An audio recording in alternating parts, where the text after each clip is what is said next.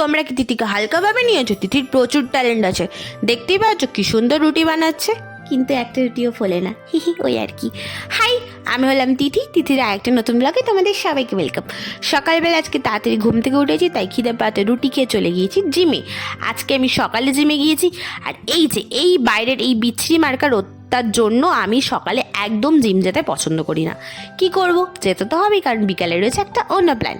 জিমে গিয়ে যেহেতু আজকে আমাদের বিকালের ম্যাম আসেনি, তাই আমরা নিজেদের মতোই এক্সারসাইজ কমপ্লিট করে বাড়ি এসে মাম্মার সাথে খেলতে খেলতে কখন ঘড়িতেছে 1:30 বেজে গেছে সেটা আমি খেয়ালই করিনি।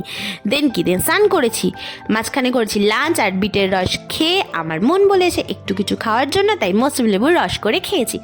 দেন একটুখানি পাওয়ার ন্যাপ নিয়েছি, একটুখানি নিয়ে বিকেলবেলা সাজুগুজু করে চলে গিয়েছি দিব্যার বাড়িতে।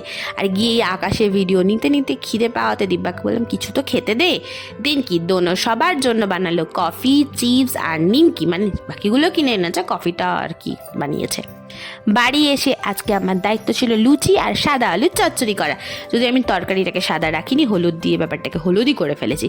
এই যে তিথি লুচিও বানাতে পারে, তিথির কিন্তু কম ট্যালেন্ট নেই। দেখতে পাচ্ছ কি সুন্দর লুচিটা ফুলেছে, রুটি না ফুললো লুচি কিন্তু ঠিক ফুলছে। আফটার অল দ্যাট থিংস, বোঁদে, তরকারি আর লুচি দিয়ে সবাই মিলে ডিনারটা কমপ্লিট করলাম, আর ব্লগটা এখানেই এন্ড করলাম। টাটা।